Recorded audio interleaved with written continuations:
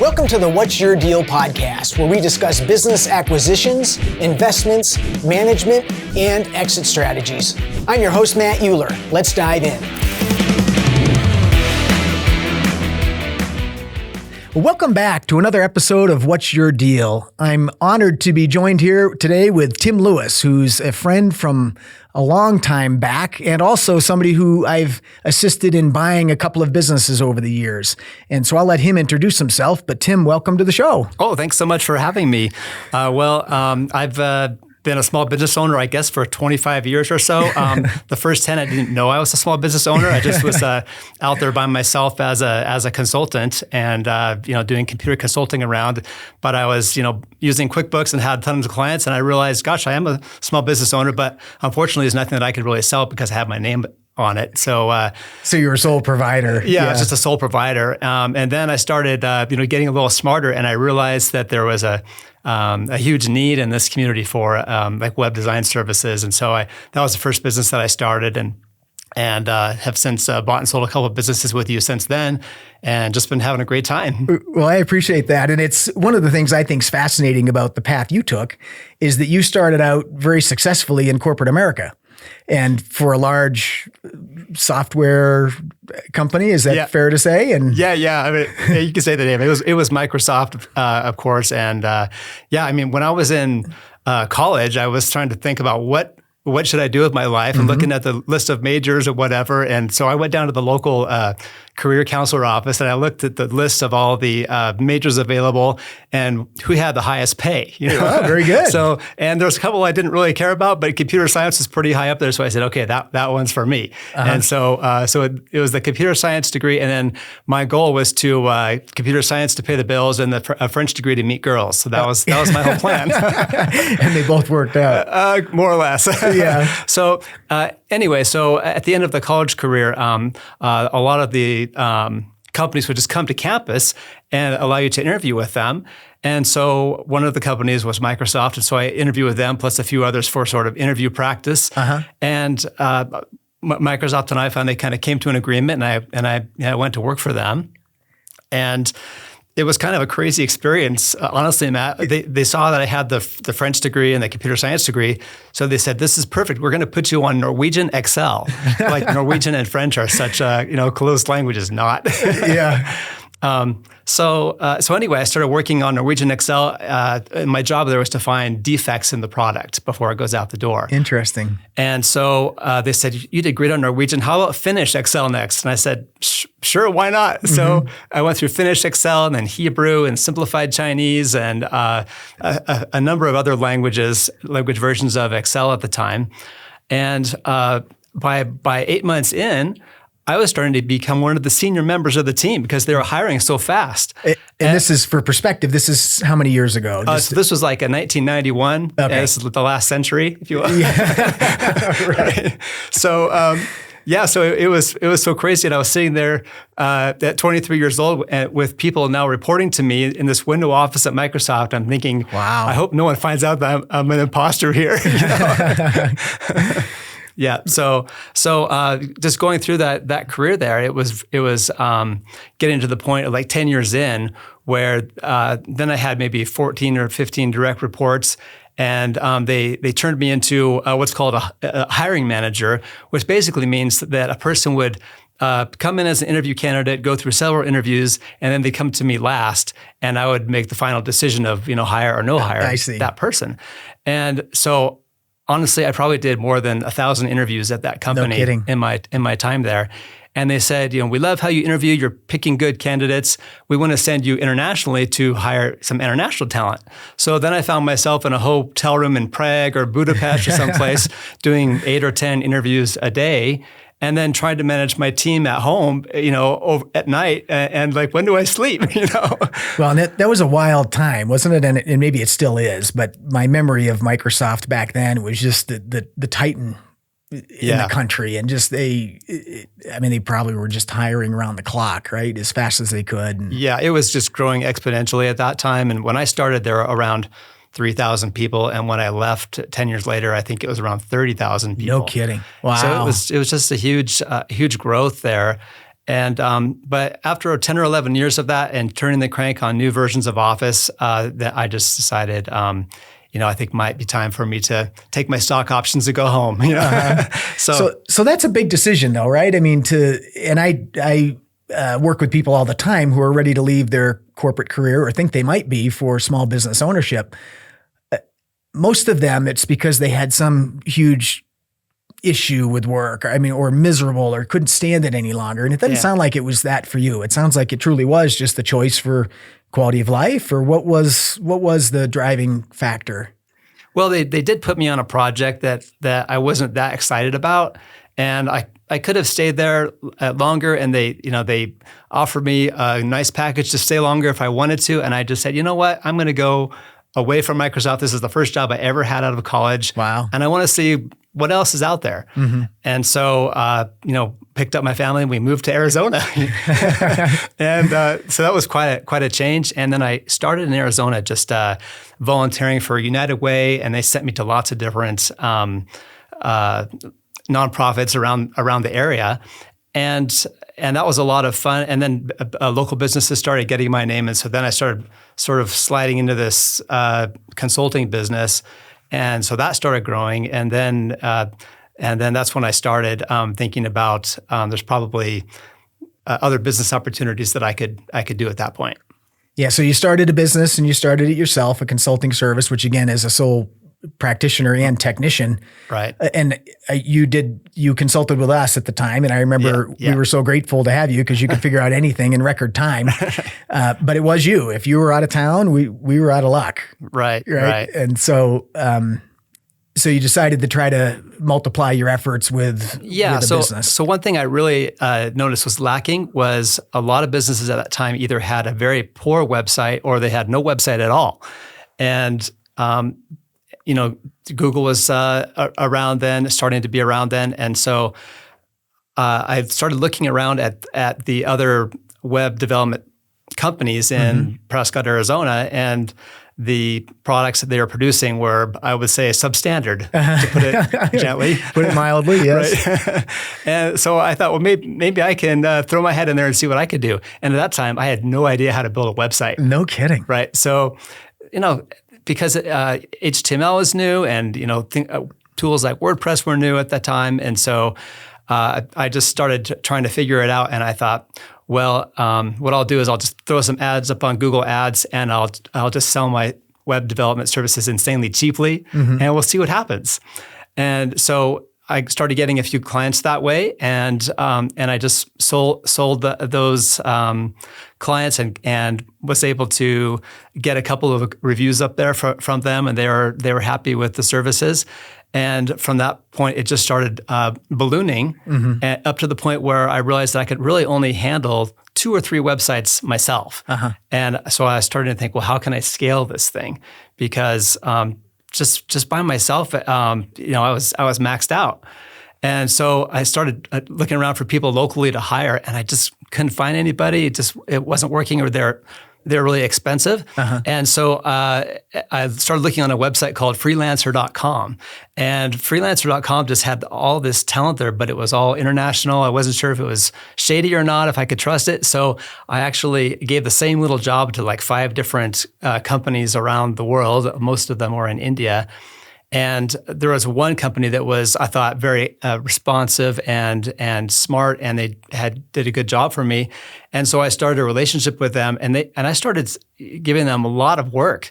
And it's interesting you share that, because Eddie Wilson, who I work with through Aspire, he has an analogy through his operating system, Empire, where he talks about survival is the first phase of a company, and then sustainability, and then scale. Right. And one of the things I've appreciated about you, and you'll share more about this, but scaling a business is typically what's hard for a lot of people. And with your background or the way you think, I watched you systematize into something that was unbelievable, honestly, what you were able to create by scaling that business, which is not something a business I would typically consider to be scalable. Right. To the level you did. Well, those Indian guys, they were such a great. I call them my force multiplier. And I actually went to Calcutta to visit them and saw their offices and everything, just kind of make sure that they're legit, because I was starting to send a lot of money over to them, and I didn't want them to be gone tomorrow if I was going to base my whole business off of them. And they were actually a pretty big company, and I started thinking, well, are they an arm of me, or am I an arm of them? You know, who's who? Who's who, right? and so they were very terrific. And whenever there was any kind of pressure that I put on them to get something done, they would always say, "No problem, yes sir, we'll get it done right away." And they were so wonderful. And I since gone to some of their weddings and so forth, and it's just been a very great relationship. But so scaling the business with them was a super great move, and it just worked out so well. And we used some tools to communicate back and forth because of the time change. They're 12 and a half hours ahead of us. And so just that the tools that we used and the communication we developed really worked out well. Well, and even though I know how you did it, yeah, because you shared that with me and I watched it. Yeah, right. It still boggles my mind, because when we were preparing for this podcast episode, you brought me a picture of your team in India. Right. And there was how many people in that picture? I think there's probably upwards of 80 people in that picture. Right. It's a big picture. Yeah. And, but it all came through you, because you had customers and clients here in the United States that would contact you about what they wanted their website to look like, or any specific features. And then you were able to convey that effectively to that many people. Pretty fascinating. Well, one of the things that really helped me scale it was there was a business in Phoenix that came up for sale. Mm-hmm. And that business was ranking like number 1 in Google for website development. And I was like, I got to have this, because even if their website is no good, their ranking is amazing. And if you're going to if you're in Phoenix, you're going to call up somebody to do a website. That's the guy you're going to call first, because he's ranking number 1. So that really helped to increase my customer base, because as I bought the business, all the customers came with us, and so there was a lot of maintenance and hosting, and it just rolled on from there. And so by the end of my time in that company, I think we had over 400 customers, and a lot of them were on recurring revenue, and it was great. But I would have to say the quality of life for that business was terrible. Because of the time or the stress, or what specifically made that challenging at that level? Well, I think the biggest thing is that I tried to make it economical for people to purchase a website. And so I would teach them how to manage and modify their own website. I see. And inevitably, there some mistakes would be made, and then it's calling Tim at 2:00 in the morning. Help! My website's broken. What do I do? And so that was really a kind of a problem for a while, of just getting phone calls 24 hours a day. Even if I just went down to Phoenix for the day, I always brought my laptop. If I went on vacation, I was always on, because someone was going to call me with some new emergency. And so that part of the business, I really didn't like so much, and I probably should have structured differently so that I could have more personal time. So let me ask you about that, and I want to go back to when you acquired the other business. So a lot of people in small business get so caught up in the business that it's running them, and they are not running it. Right. And even though you were running what I would say was a demanding business, you had enough foresight to want more. And so you did what we call in the industry a roll-up, right? You bought a competitor, you rolled it into what you were doing, multiplied your ability and your impact. Right. But there was no human resource that came with that. It was still you as the top of the funnel distributing work to the people that produced the result. Is that fair to say?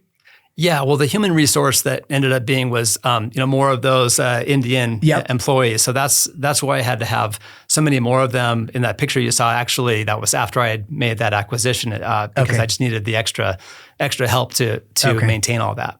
So the quality of life declined in that business because you didn't have more help at the level where at the customer service level. It sounds like, because of the time difference and language barrier, maybe, or whatever the dynamic was with your fulfillment arm of your business. Is that true, or can you explain that? Share that with us. I think that not only was the owner was I the owner, but I was also the main technical contact. And so I had a couple other people in my local office helping me as well, but they weren't very technical. I had a graphic designer and I had a front desk person. Okay. But they couldn't answer the technical questions that the customer wanted. And since I was the person that probably usually always sold them the website, they always wanted to come back to me because they had the relationship with me to help them through whatever the hurdle was.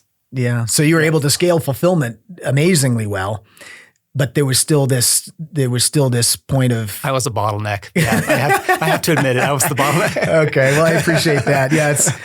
It's easy to look back and see that, but at the time, I'm sure you were just doing what you had done and you had grown quick and. Right. And I thought, if I introduce more employees, then my costs go up and whatnot. So that was a factor, I think, is just trying to make the business as profitable as possible. So you did that for quite some time, and then it became time to move on. So another point in life where it doesn't sound like similar to your transition from Microsoft. It wasn't like you had to or you couldn't stand it one more minute, but it was more of it's time. Yeah, I think I'd had that business for 5 or 6 years by that point, and I think it was just time for me to move on and do something different, and I was ready to have a break, and so I was happy to sell it and help somebody else be successful at it, hopefully. Okay, so after you sold the business, and later on, I want to come back to because I think your career path is interesting and your level of education. I'd love to have you, and I'm kind of giving you a minute to ponder that when we come to it, but I'd love for you to share, young people that are contemplating moving into further education and joining the workforce now. It's a different environment now. So totally. Yeah. So we'll come to that, but you get to this place where it's time for a new season in your business and you decide to sell it, which I know you did. And how much time did you take off? I mean, what was running through your mind at that point? A lot of people get anxious once the revenue stream stops. Right. And oftentimes they make a mistake very next because they're in such a hurry. Right. So how did you manage that next season yourself? Well, I still had this little consulting business on the side, and honestly, I was really happy to take some time off, and so I just did that little consulting business, and that kept a little bit of money coming in, and I was just sort of biding my time, looking through business listings like on your website and other places, and just trying to think what might be good for me. And you showed me a few businesses along the way that they didn't work out for one reason or another. Until one day you called me about the business I'm in now, which is called Military Graphics. So let me ask you a question because I think you touched on something that our audience might appreciate. So you looked at several that weren't the right fit. Oh, totally. Yeah. So I'd love to dive into that a little bit more because I meet people oftentimes where they see one and they want to buy it and they're hurt and they're excited and they get. So how did you work through that process of deciding what was going to serve you long term and what was not? So I looked at several businesses. I thought some of them were way too expensive. Okay. I thought some of them, there was very little growth potential. And there was others that I looked at the numbers and I couldn't figure out how the numbers added up to what they were asking for. There seemed like the accounting was a little fishy at sometimes. And so I just couldn't put my finger on some sort of quality of the business that seemed like it wasn't quite working. So when you say way too expensive, so how did you, and I've alluded to, you're a very intelligent person. Business valuation is tricky. So were they just way too expensive for you, or you thought they were way too expensive in the market? So what were you using to gauge that feeling of, pass or proceed as you were looking at these? I guess I was thinking of what is the return on investment for me. Great. So even if a business was very expensive, I thought, well, if I can have a high return on investment, then that's okay. But there was one company here in particular that you showed me, and we sat down with them, and they wouldn't budge on their numbers whatsoever. And I thought, well, I can almost do the same in the stock market where there's no risk to my money. Great. And I don't have to work for it. So that business passed. And then there was like a food service business that we looked at together. And that one, I didn't like the accounting in that one. I couldn't make sense of it. And so I passed on that one. And then this military graphics one came along, and it was an old retired couple. And they had this website that was selling military and aviation and patriotic related vinyl decals. And they just had this website that was quite out of date. They had thousands of products on their website and no search function. So, all their customers would go down menus and submenus to find the product they want. And I thought, well, there's something that I can make a difference on, and I could probably scale it pretty well. And so at that point, I knew nothing about the military. So that took a little bit of time to get that into my head. But overall, it's been a great experience because it has been very scalable. It's a feel-good business, which everybody who talks to us, they just want more decals after they order the first ones, and they tell their friends, and so it's been a really good ride there. The original owners, they were so scared to get a bad review for their business, and they didn't have a single review on Google. And I thought, that's really strange. Wow. And so I actually started asking for reviews. And in the last 5 years, we've got like almost 1,100 5-star reviews with a 5-star average. Wow, that's amazing. Yeah, and so that's such a great thing to point to when new customers come along. And they don't necessarily trust us in the beginning, which they shouldn't, because we're just some random online business. But now they can compare us to like Amazon and say, well, these guys have reviews and they look like they're from real people. And so then they can buy from us over the big people like Amazon and Etsy and whatnot. Well, so one of the things I heard you say, which I appreciate and is really one of the fundamentals I teach, is that having some transferable industry experience. And again, you had never purchased a military graphic in your life, it sounds like. Right. But you certainly knew websites, and you knew website optimization. And this business is an online business that you were able to move the needle enormously by taking what they had as a strong foundation customer base and turning the dials in areas where you had enormous background. Right. And they had made a big difference. And they had a mailing list of maybe 30,000 people. Wow. And they had never sent a single email to them. And I was like, oh, this is ripe for the picking, Right. Yeah. So that was a really great. And of course, the change in the website was a big factor. And then just the customer service that we were able to provide after that. We really work hard to just bend over backwards with them to make sure that if they say there's something missing in their envelope, we just send them a new order. We don't even say anything about it. And we also have a rock solid guarantee. And we basically say, if you don't like your decal for any reason, then it's free and you get to keep it. So, and no one else can beat us there. And we also say, hey, if you mess up on the installation, we'll resend you a new one. You try again for free. That's great. So, and a lot of our guys are older veterans, and they might have a hard time to place it on, especially the big ones, to place on the surface. So they really appreciate that we're backing them up. Well, it's a great policy, and I guess for our audience, some of these decals are a couple inches, but you've had several feet that people are putting them on the side of their planes, right? I mean, these are significant. Yeah. Right. It can be. Right. Yeah. I mean, some of them go on coffee cups, and some of them go on Navy ships. So, well put. Right. Yeah. So again, just to repeat that, part of what I love about it is it obviously checked the boxes for you from a financial standpoint. It was making money. Right. It was priced appropriately, and they had a good recipe. I refer to a recipe as a formula for getting a result. Right. They had a good recipe, but you also saw those things that you felt could turn it into something very different. And I know from what you've shared with me, it's a very different business today and a much more significant asset than what you bought. Very much so, yeah. But I didn't see it as risky. I mean, you buying this business, sometimes I'll get nervous for people like, man, I'm a little worried about it. Yeah. There was no question in my mind that you were going to hit this out of the park because of how all the pieces lined up together. And you've been able to scale this business quite a bit as well. Well, one of the things I looked at, which I have for all the businesses that were at least somewhat online, is you can look at Google Trends, and you can actually see if there's a trending number of searches for the thing that you're interested in. And that might help you to make a decision, I think, it helped me to make a decision to whether or not the business was viable for the long term. Yeah, that's a great tool that a lot of people might not know about. So, Right. so you knew the industry was not going away. Yeah. And I think you've also brought your technological background into being more efficient with staff and delivery of the product. Yeah, there were a lot of areas of that business that I found that we could automate.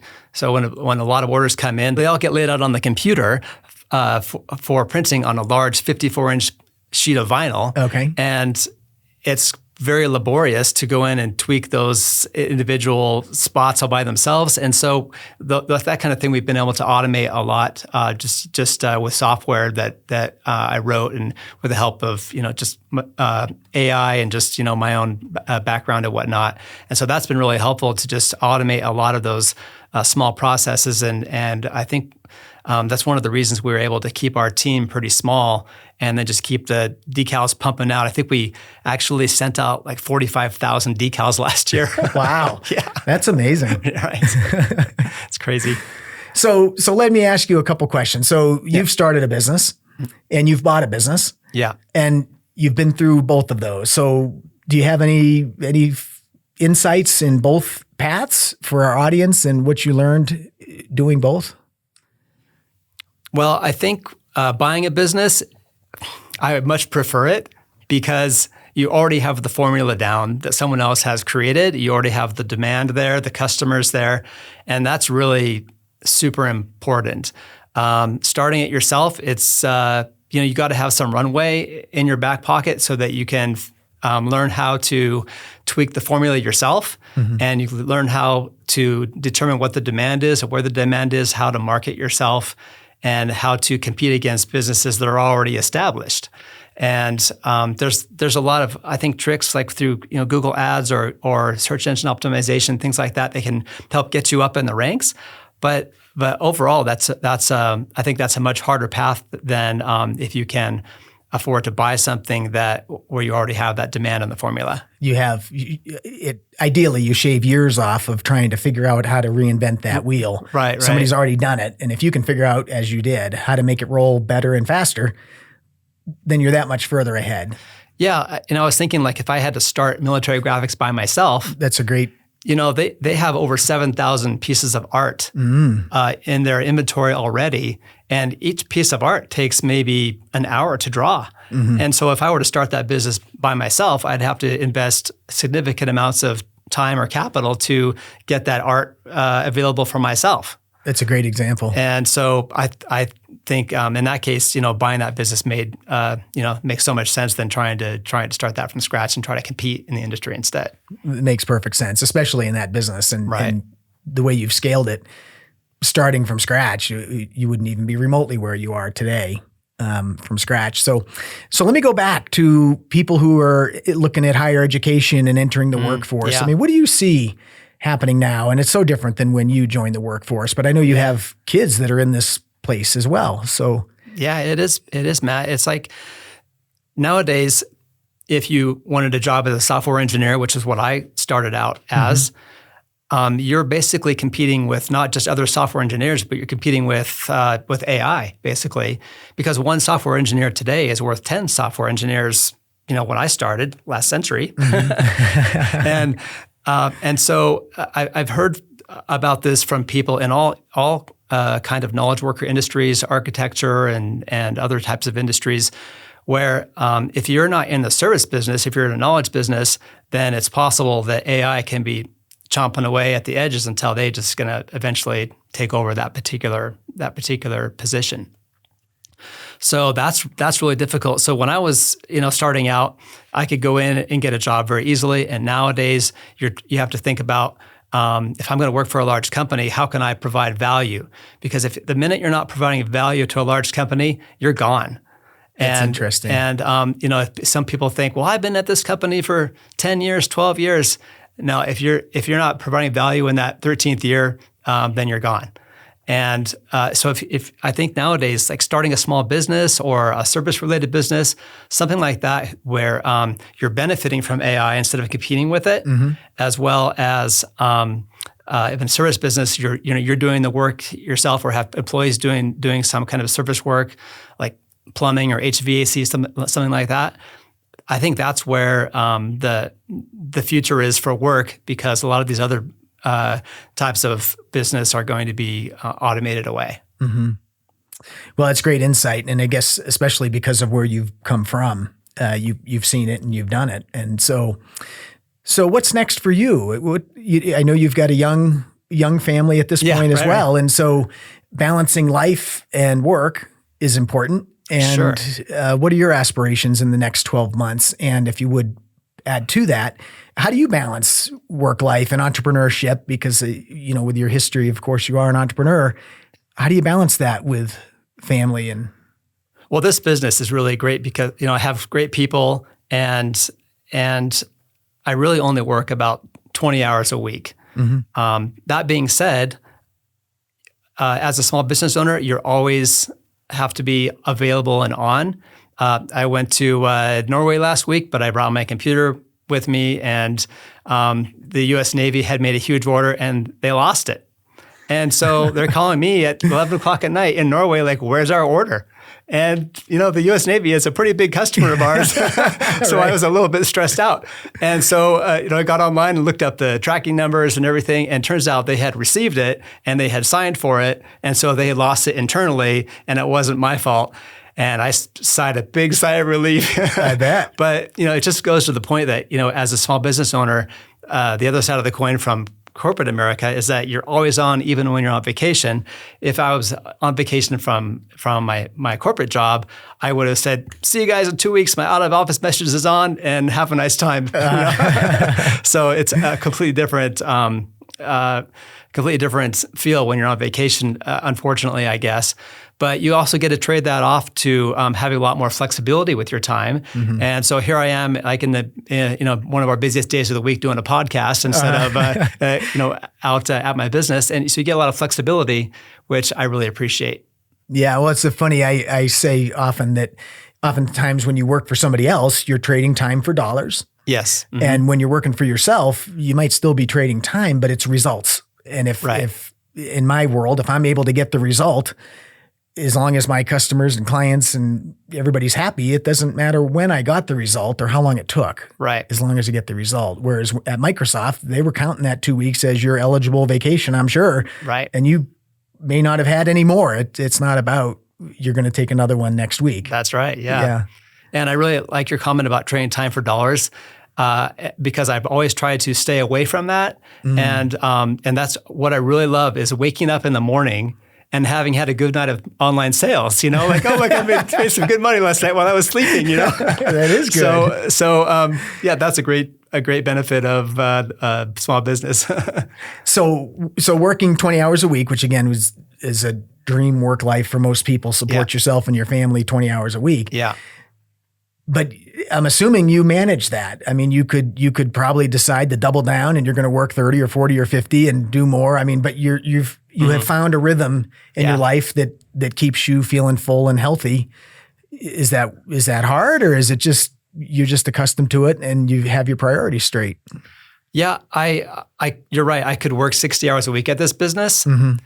but I just decided that I don't want to, that there's other things that are also important in life. I have 2 little kids at home, and I want to spend time with them and my wife as well. And I don't want to take all my time, staring at the computer or being on the phone. And so that's just a really rich part of life. And you hate to waste it by just always working. Yeah. So, well, good for you for finding that balance. It's, I talk with a lot of, I'll say, especially men who are hunters and gatherers, right? Sure, yeah. At our core. It's hard to get out of that mode. And we see shiny objects and we want to chase it. Yeah, and how much is enough? Well, you don't know and until you either run out of gas or you reach it and then you're looking for the next one. Yeah. For so many people. But I think, and you and I are a similar age, I also think there's a place where it's like, life's not going to go on forever. And how much is enough? And what do I want more of? And it sounds like you found that balance, and I'm sure your children and your family are grateful for that. Yeah, it's always a work in progress, but it sure is nice to be able to spend time with them and to go to the events that they're participating in and be an active dad as well as run the business. and make money while you sleep. You bet. There you go. Which is right. Excellent. Yeah. Yes. So the last question I have for you, it is about how you got where you are. And so many people see successful people and think that they had either luck or a gift or a trust fund or something and whatever.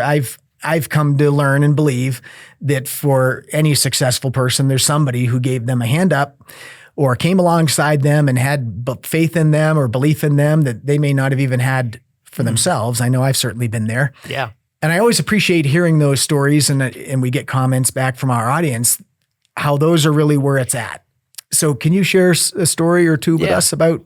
Well, when I got out of college and I had like $1.28 to my name. Wow, that much. Yeah, that much.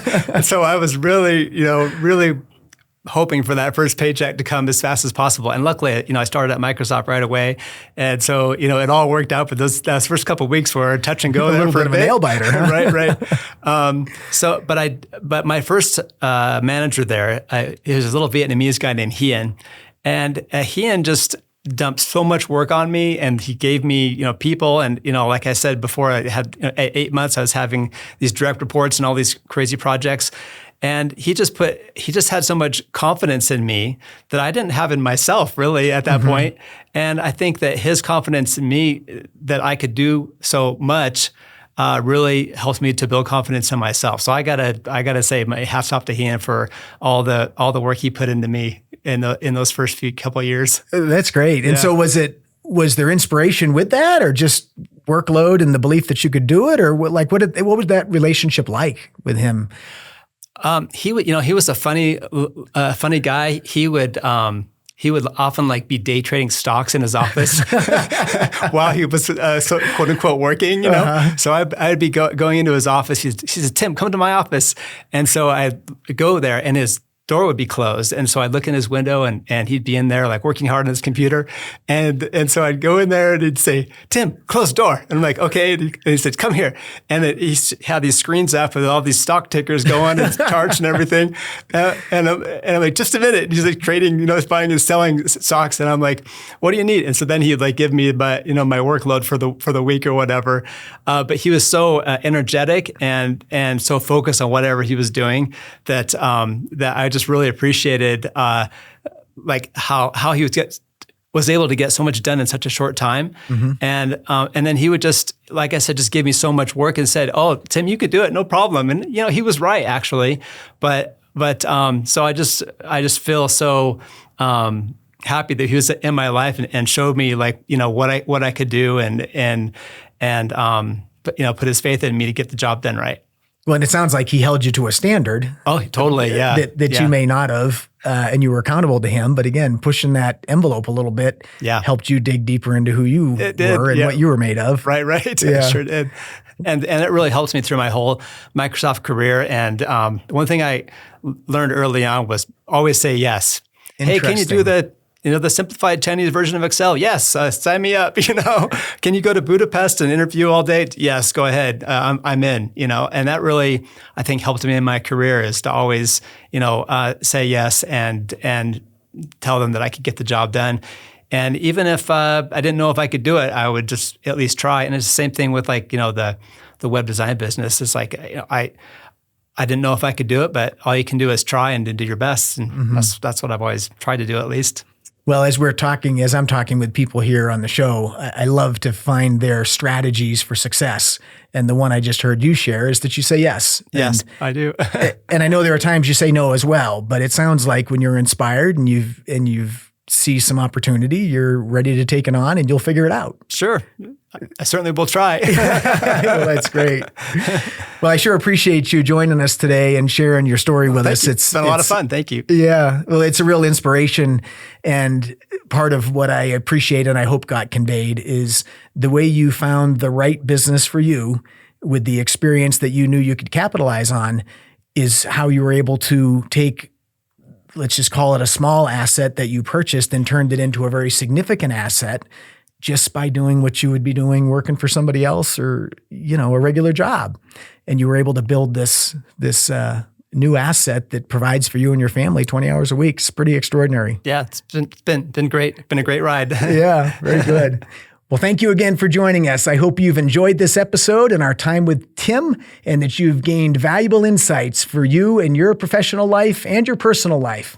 We'll see you on the next episode. And that's a wrap on today's episode. We hope you enjoyed the conversation and got some valuable insights into the world of buying and selling businesses. Want to be a guest on our show? If you have a deal that you'd like to discuss with us or a business story to share, we'd love to hear from you. Shoot us an email using the contact information below in the episode notes, and let's make this happen. Never miss an episode. Make sure you subscribe on Apple Podcasts, Spotify, or wherever you listen.